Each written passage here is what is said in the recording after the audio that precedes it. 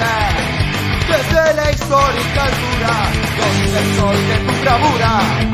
le puso cuerpo a la muerte. Una audición al servicio de las luchas populares, por el camino del enfrentamiento contra toda política antipopular y conciliadora, por la unidad para luchar por la revolución y el socialismo. Buenas oyentes de Voces de Lucha, en este segundo programa del año 2024 vamos a continuar con balances y perspectivas. En el primer programa del año ustedes recordarán que hablábamos acerca de la situación salarial, sobre todo la situación de nuestra clase trabajadora y perspectivas, y ahora vamos a centrarnos en un análisis un poco más general de la situación económica del país, también partiendo de lo que ocurrió el año pasado y las perspectivas para este año. Obviamente el punto de partida es que en el año que se cerró, la estructura del país se continúa reforzando, profundizando el carácter agroexportador, el carácter primarizado de la economía, con un crecimiento que se va acentuando también del sector servicios, es decir que, como no puede ser de otra manera,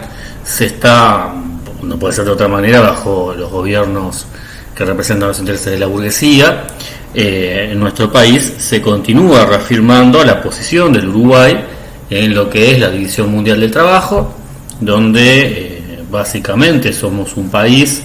exportador de materias primas y de mano de obra barata, de servicios de mano de obra barata. El imperialismo utiliza, las empresas imperialistas, los grandes capitales imperialistas utilizan nuestro país en sus recursos naturales, la tierra, los suelos, el agua y la mano de obra barata.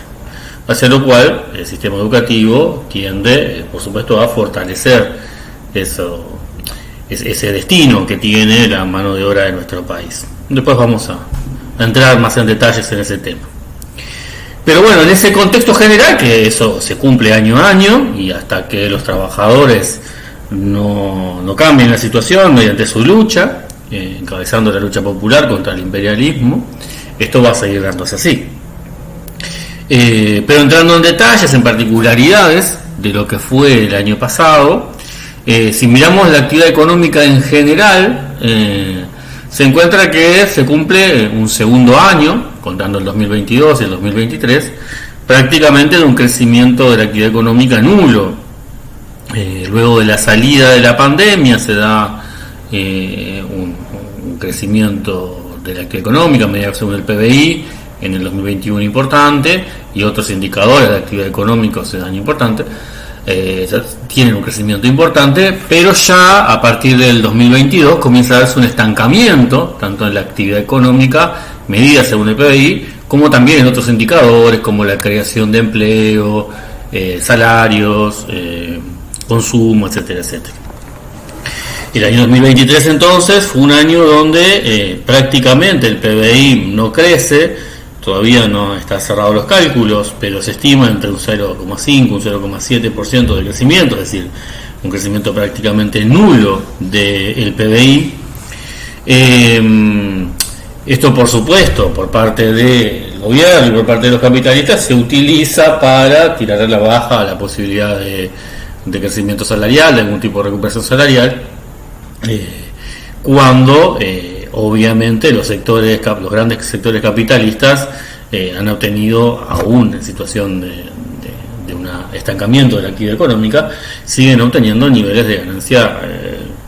históricamente altos.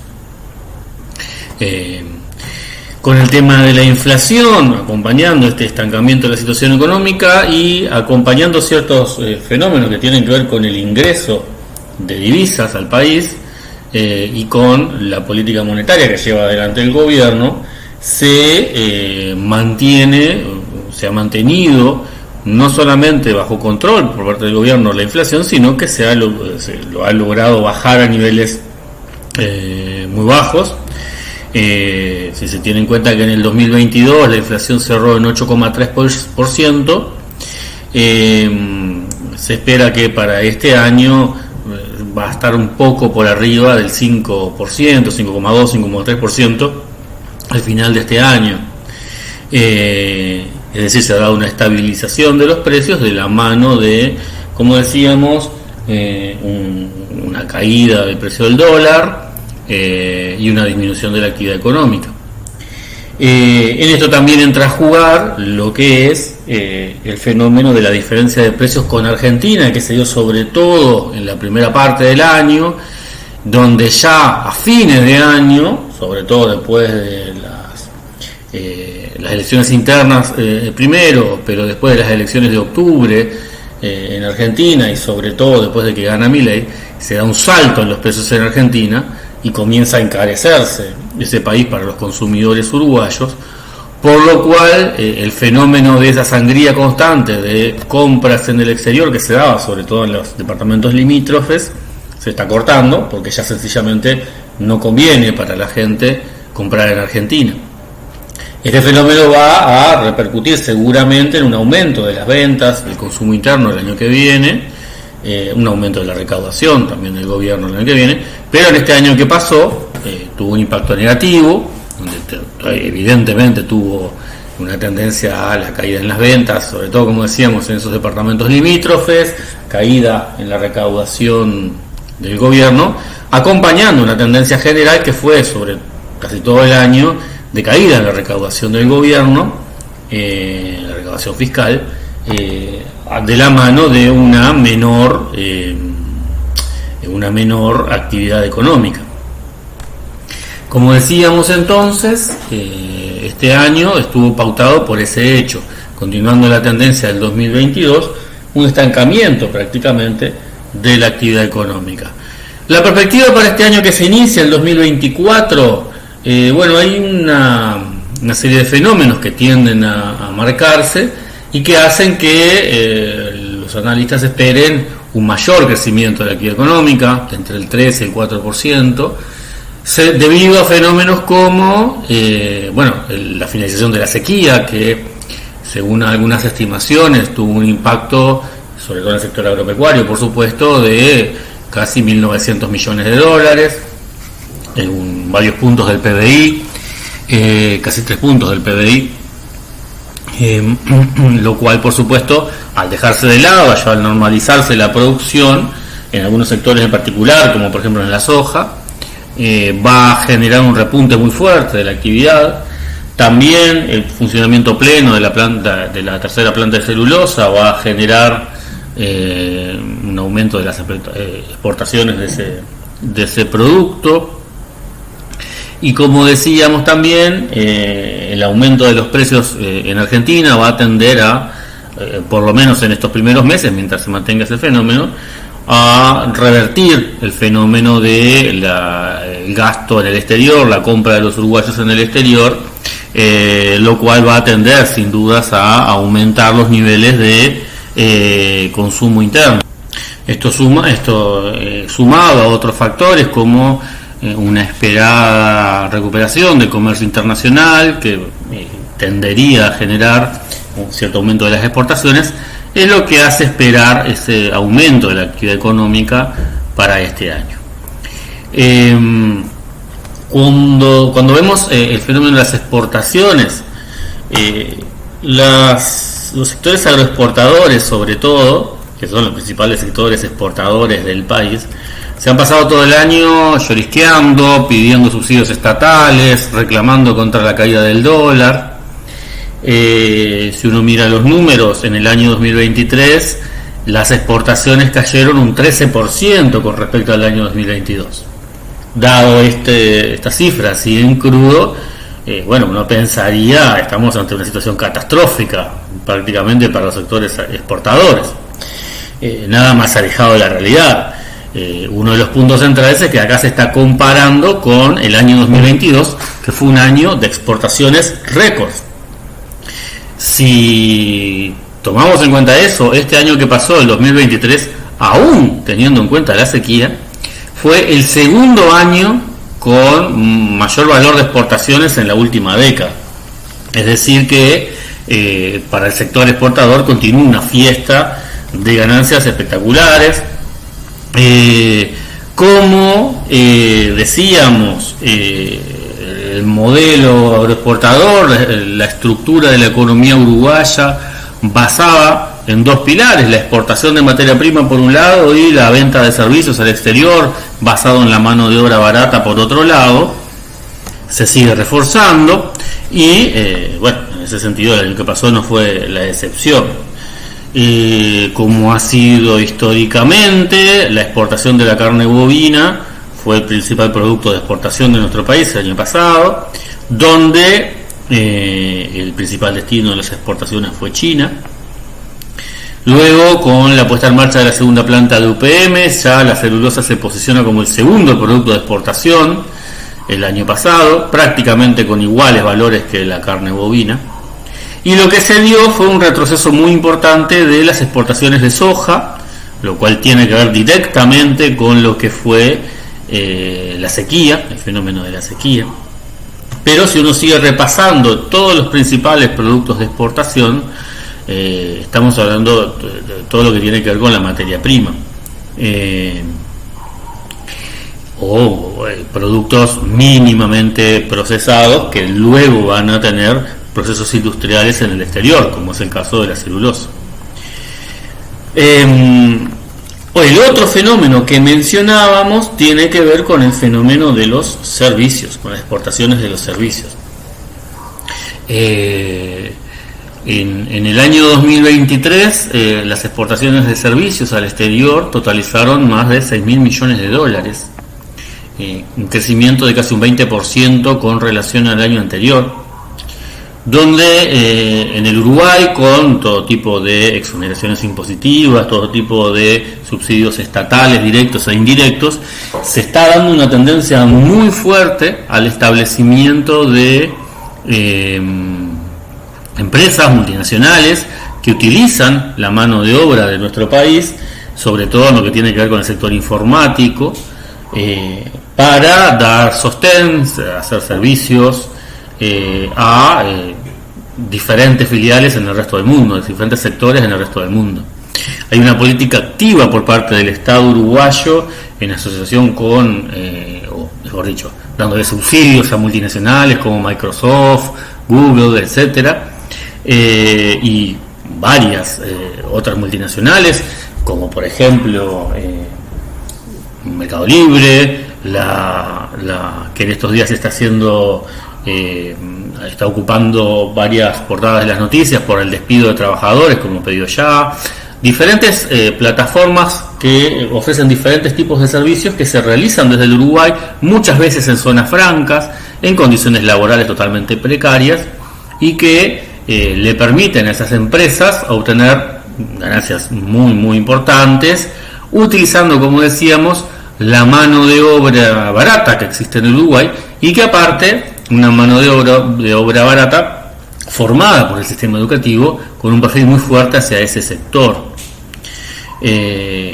La perspectiva, por supuesto, es que esta situación se va a profundizar, se va a continuar profundizando. Como decíamos, hay inversiones acordadas entre el Estado y grandes empresas multinacionales que por supuesto cuentan con todos los beneficios fiscales de todo tipo,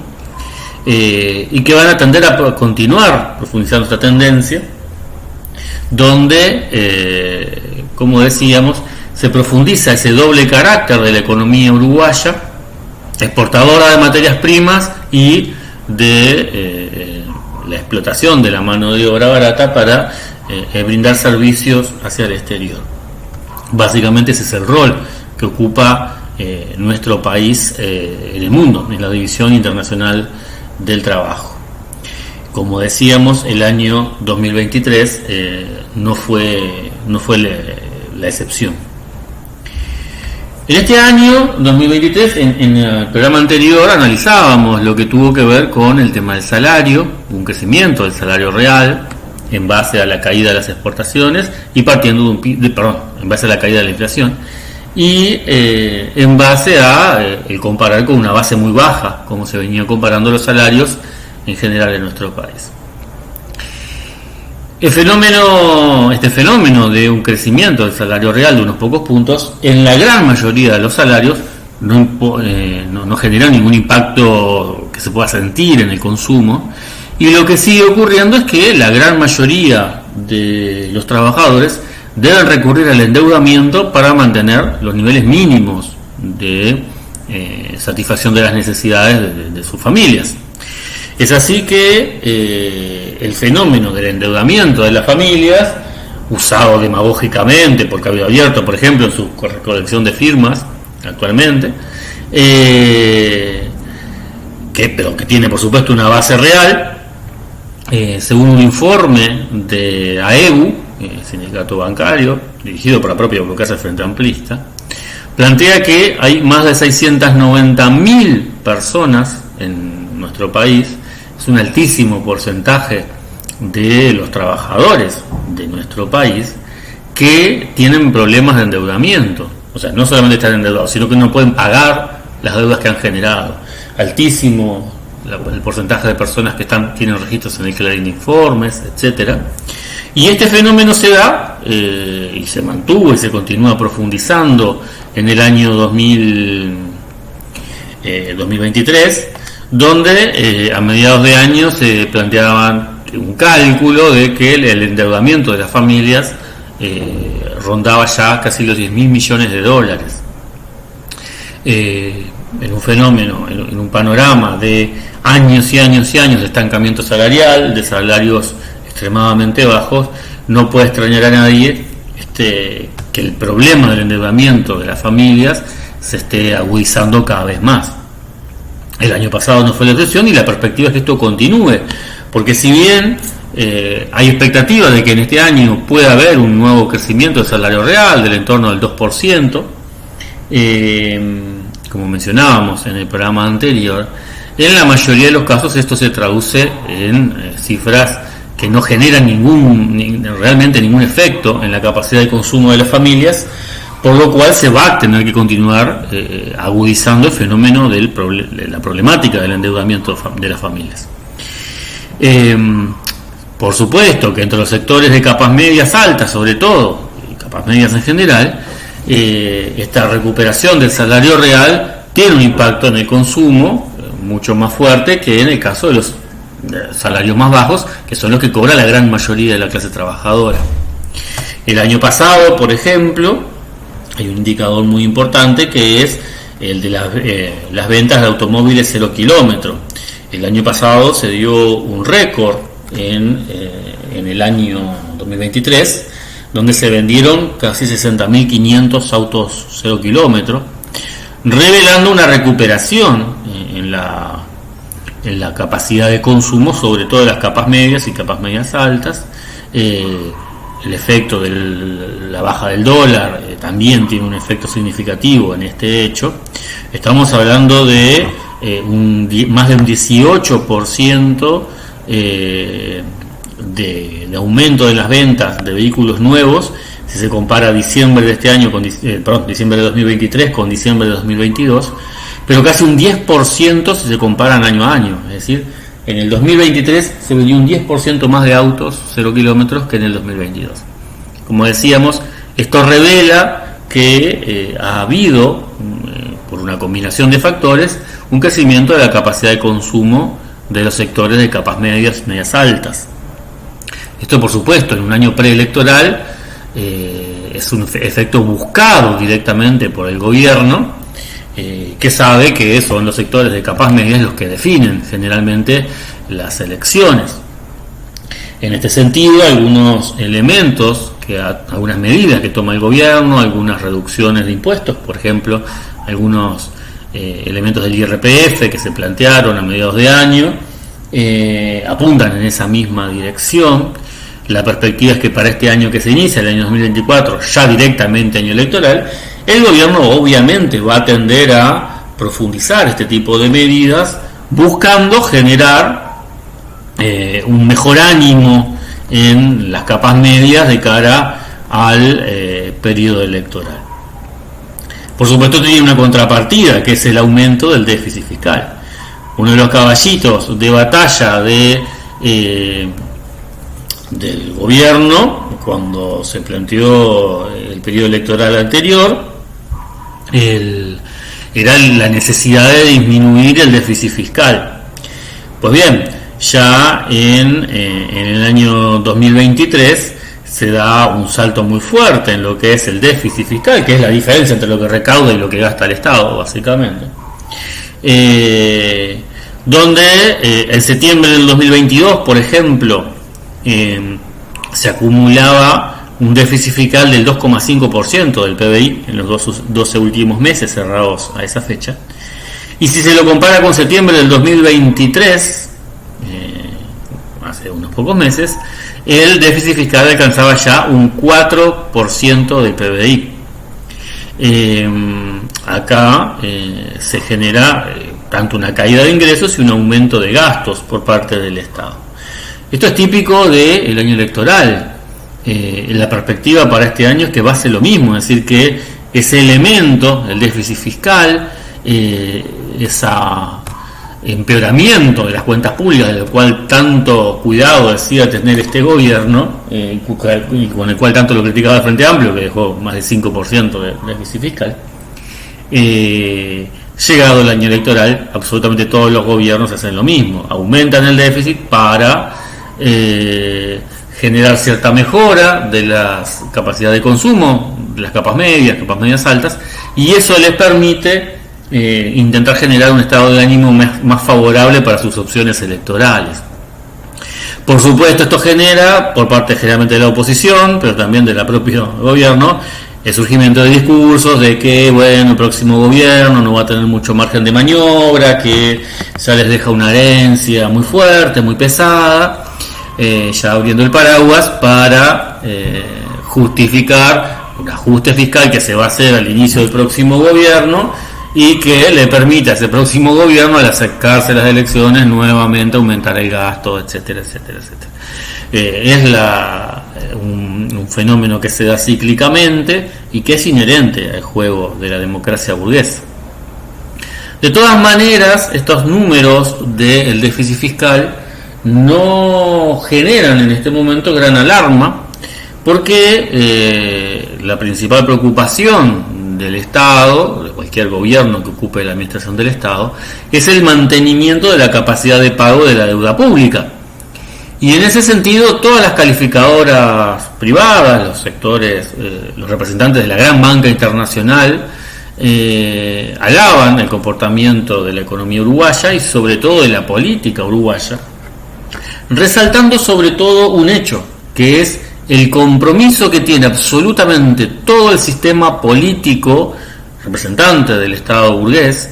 Estoy hablando de la coalición actual de gobierno y estoy hablando del Frente Amplio también, como ya lo demostró en 15 años de gobierno. El total compromiso de estos sectores en el pago a rajatabla de la deuda pública, tanto en vencimientos como en intereses, y el mantenimiento al mismo tiempo de todo tipo de ventajas para el gran capital internacional. Este año, el año que se cerró, en el 2023, se dieron más de $1.000 millones de giro de ganancias de las empresas radicadas en Uruguay a sus casas matrices. Eso aparte de lo que tiene que ver con todos los pagos de deuda hechos a rajatabla por parte del gobierno. Esta estabilidad política, esta garantía que todo el sistema político le da al imperialismo acerca de que el Uruguay va a seguir cumpliendo sus compromisos de deuda, es el principal elemento que se tiene en cuenta para plantear por parte de estas calificadoras el hecho de que Uruguay va a pagar efectivamente la deuda, sea cual sea el gobierno. En ese sentido, si bien la deuda externa uruguaya, la deuda pública, uruguaya, porque no solo externa, sino también interna, ronda el 66% del PBI, es una de las más altas de América Latina. Sin embargo, la calificación que tiene la deuda uruguaya es de las mejores que hay en Latinoamérica. Esto, como decíamos, esto ocurre debido a lo que ellos llaman el clima institucional, es decir, la fuerte estabilidad de la institucionalidad democrática burguesa, la fuerte estabilidad de la dominación del sistema político burgués en representación de los intereses del gran capital, que se traduce en medidas como, por ejemplo, la aprobación de la reforma jubilatoria, como el establecimiento por parte de este gobierno de la llamada regla fiscal, una serie de medidas que plantean en la proyección de aquí a varios años en el garantizar el hecho de que el Estado va a pagar la deuda externa y va a seguir subsidiando al gran capital. Y como decíamos hace un rato, esto va acompañado de una serie de mensajes y de políticas activas de los gobiernos, el caso actual de este gobierno, pero con todo el respaldo del sistema político en general, de políticas activas que tienen que ver con el incentivo, la facilitación absoluta a la explotación capitalista de los recursos y la mano de obra de nuestro país,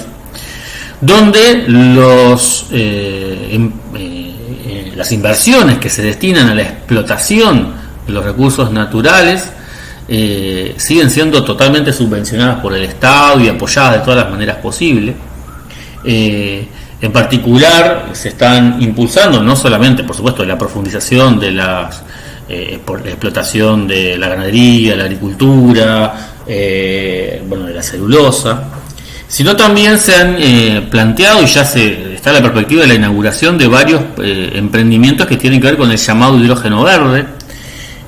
un nuevo tipo de explotación que en realidad lo que hace es generar hidrógeno que se utiliza como combustible, y ese hidrógeno se obtiene de la separación del agua, se obtiene desde el agua de los ríos. En particular se está planteando instalar una planta ya en Paysandú próximamente.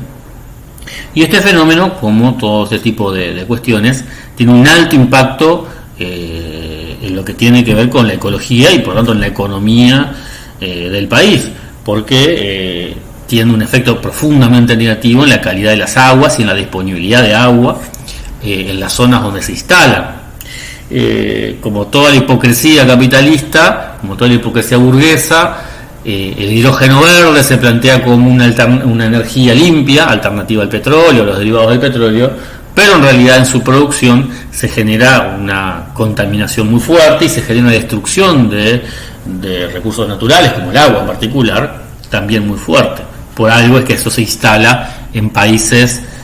como los nuestros, cuyo lugar en la División Mundial de Trabajo es la exportación de materias primas, la explotación de los recursos hasta la destrucción de los mismos y toda la destrucción ambiental, económica, social que se genera alrededor, no importa para nada en las manos de los grandes centros capitalistas. Este tipo de proyectos son impulsados por el actual gobierno, como decíamos, con el acuerdo de todo el arco político burgués, incluyendo por supuesto el Frente Amplio dentro de esto. Y también, como mencionábamos antes, otro tipo de proyectos que tienen que ver con la explotación de la mano de obra de nuestro país vinculada a lo que tiene que ver con el sector de servicios. Esta es la perspectiva para este año. Ya en el programa anterior mencionábamos las perspectivas para los salarios y al pasar lo hemos mencionado también,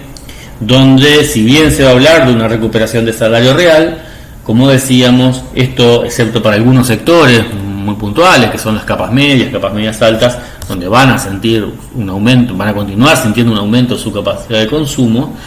en general para la clase trabajadora la perspectiva es de seguir en la misma de siempre, seguir extremadamente complicados para poder satisfacer las necesidades más elementales de la familia, seguir recurriendo al endeudamiento. Todo lo cual, por supuesto, como todo el conjunto de las medidas económicas, se da bajo el consenso total entre la actual coalición de gobierno y el Frente Amplio. En este año 2024 va a haber campaña electoral, se van a discutir candidaturas, se van a plantear pases de factura, se van a ventilar algunos escandalillos de corrupción, se va a plantear eslóganes fáciles como defender la alegría, como recuperar lo bueno, etcétera, etcétera, etcétera, pero nada de esto que estamos analizando va a estar en discusión. No va a estar en discusión en este año, ni en ningún año electoral, por parte de los sectores que aspiran a ocupar lugares en el gobierno. No va a estar en discusión la política económica, no va a estar en discusión la estructura del país, productor de materias primas, la estructura del país abierto a la explotación y al saqueo de los recursos, a la superexplotación de la mano de obra barata. no va a estar en discusión el pago de la deuda externa, los subsidios a las multinacionales, no va a estar en discusión el salario, el nivel salarial paupérrimo que sufre la mayoría de la clase trabajadora. Nada de eso va a estar en discusión, porque, como mencionamos siempre, entre la actual coalición de gobierno y el Frente Amplio, en todos estos temas, y todos los temas políticos que se derivan por lo tanto de ellos, hay un total acuerdo. Por nuestra parte, esto es todo por este programa y será hasta la semana que viene.